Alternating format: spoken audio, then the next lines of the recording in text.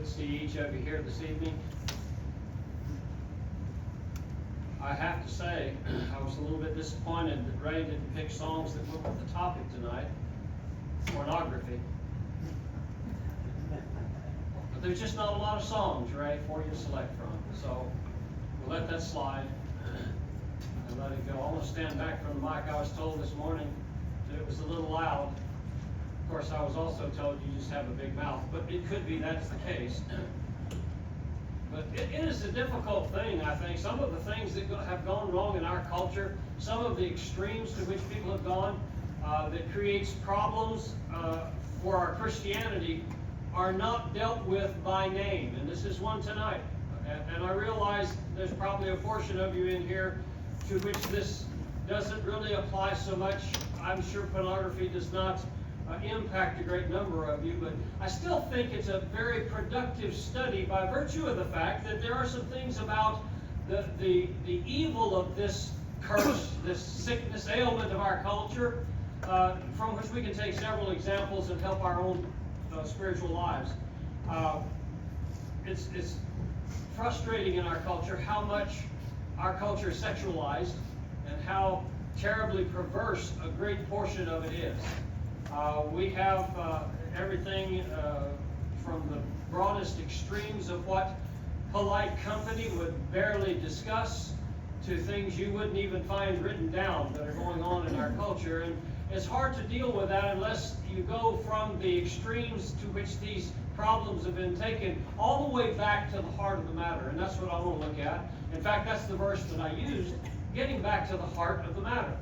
And this chapter, chapter 17 in Jeremiah, is dealing with that. In fact, the problem God has with his people here is pointed out by this prophet Jeremiah in the very first verse as he begins this thought amidst the entirety of his book.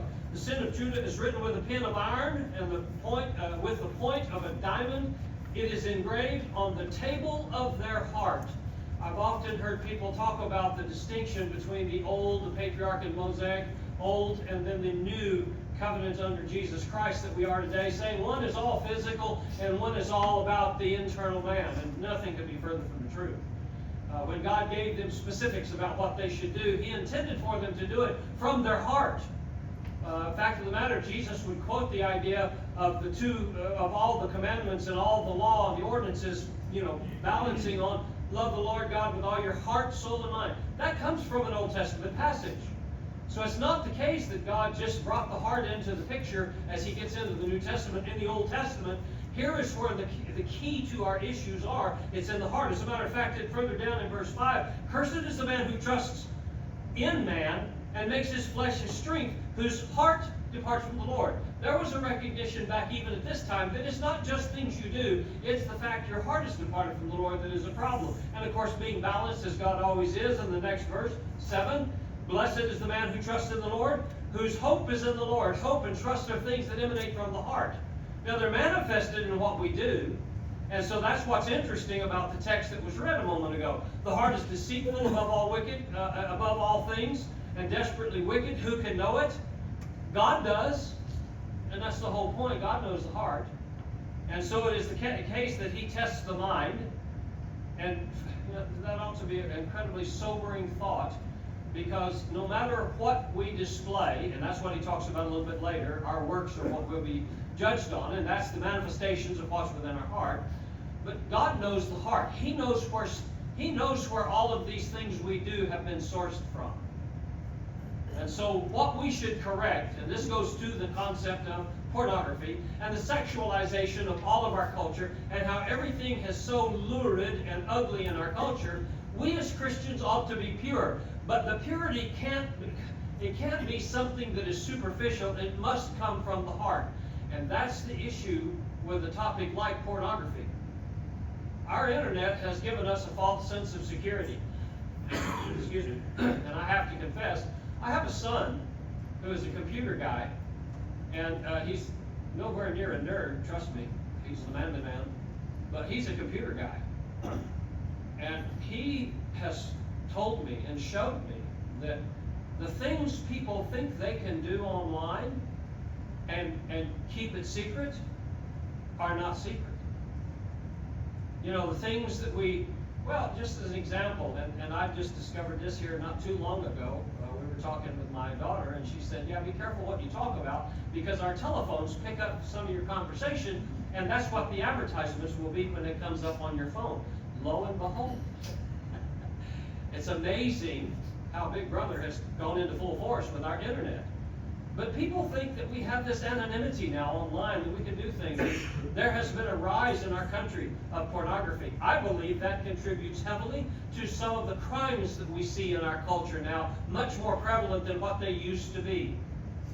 I mean, the stigma of many things has become commonplace and accepted when it comes to sexual perversions, in part because of the dosing that we get from a culture and from an internet and from a media source that says, oh, this is just the way it is.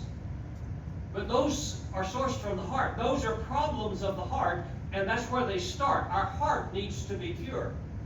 And so therefore, when we look at stuff that Jesus said, for instance, when he talks about, he was getting on to the Pharisees, in Matthew 15, if you want to turn there with me, when God doesn't plant a plant, it's going to uproot it, pull it out, and that's the way of it. And blind leaders who lead the blind both fall into the ditch.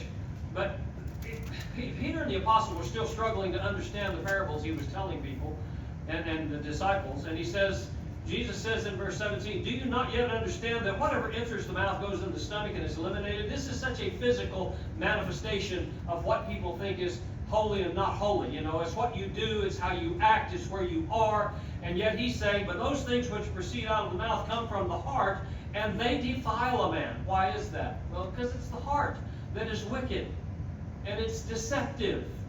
One of the guards that we ought to keep on our soul is not to allow ourselves to deceive ourselves. We are very often our own worst enemies, justifying and rationalizing the things that we want to do, because then when we do them, then we know, no, that's not right about half the time. But otherwise, we don't do those things if it doesn't start in the heart. And we tell ourselves in our heart, this is wrong. I need to think on something else. And I would recommend that those things that proceed, he said, but those things that proceed out of the mouth come from the heart. They defile a man, for out of the heart, this is where the problems are, proceed evil thoughts, murders, adulteries, fornications, thefts, false witnesses, blasphemies. These are the things that defile a man. All of the outward expressions of what is holy and pure, that's really not the essence of it. It's what comes from within inside. And so therefore, going to a flagship text that I always like to go to, and this is a sermon all by itself, and I'll try not to overwhelm you with it. But look at Philippians 4:8. Y'all are familiar with this. But look at Philippians 4:8. And let's just for a moment think about just the concept of the sexualization of our culture and pornography. It's easily being accessed now. And by the way, I've mentioned this comment, I've made this comment before, but you will notice, if you haven't, it's out there. When we lived in Utica and we drive into Austin, there were several places on the sides of the road that had 3 X's on their marquee, on their sign, and that wasn't even for alcohol, were it so, instead of what it was for. But it was places where you could buy pornographic materials and items. But it is interesting to me that as you drove by on the highway, there were these big, huge paneled fences around it. Not chain link, I'm talking about you can't see through them. Why would that be the case? Why would you want to cover up a place like that when you have such a great big sign out there? And of course, it has to do with the anonymity. You don't want to drive your car in there, have somebody go by the road and take a picture of your car, like a detective or something, and then tell your wife, guess where I saw your husband? You know, anonymity is that fake idea that we can do things where we really can't. And it comes from the heart.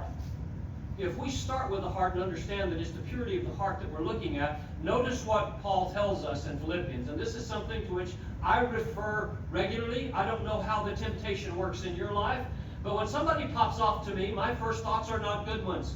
I need to not let my inside voice get out. In fact, the first thing I need to do is go to this text and say, finally, brethren, whatever things are true, whatever things are noble, whatever things are just, whatever things are pure, whatever things are lovely, whatever things are of good report, if there's any virtue, if there's anything praiseworthy, meditate on these things. And I like the New King James there. The King James says, think on these things. And that's what he's talking about, not just let's think about that, no, okay, and go on. We're talking about meditation. We're talking about giving deep thought to these kinds of things. The purity of our heart is one of those things that doesn't usually manifest itself until some long while after it's begun to turn over and roll over and then finally makes its way out. And that is the danger of pornography. It's been shocking in the news. I won't even mention some of the stuff I was researching this, and it's like, I'm amazed at how many people get caught up in this, how many manifestations there are of that problem in our culture. I know numerous preachers that run off with secretaries. Won't have that problem here. I am the secretary. But anyway, you got preachers running off with their secretaries, and that's a problem. That's a problem. But where did that start? It started in the mind and the purity of thoughts that were going on in the mind. You discover fathers and brothers and cousins and people who have problems with this issue, and then when it comes out, everybody is so shocked. Because what we've seen in the life and the standard that somebody has carried more than themselves with doesn't mesh with that at all. And that's because of that false security people get with the anonymity of saying, I can do this and nobody will know. Folks, in Jeremiah, he says point blank, 17:9, God knows your heart. He knew the people's heart back then. He knew who was doing things because, we got to do this. Or I'm doing this so God won't strike me dead. Or I'm doing this because I love God. God knows that in your heart. And the only way we can keep ourselves pure, and that goes for, and of course I know the topic was pornography, but that goes for any kinds of sin in which we may be beguiled and tempted and drawn away from God. It starts in the heart. Therefore, what we need to meditate on and what we need to think about are these kinds of things. And if you can't fit, by the way, there's a bunch of stuff out there that you can think about. If it doesn't fit in one of those categories, you need to think real carefully about what you're thinking about. Why is this running through my mind? Why is this an issue in my mind? Because this is not something that Christians think about. The very concept of pornography just befuddles me. Because, frankly, if it were the case that it were discovered and obvious and everybody could see it, so many would have nothing at all to do with it in any way, shape, or form. People know it's wrong, but isn't it amazing when you get a little anonymity in there, when you get a little secrecy, all of a sudden something can be okay to do? This is one of those topics ought not to be mentioned among Christians, and I know too many Christians who have struggled with this very problem.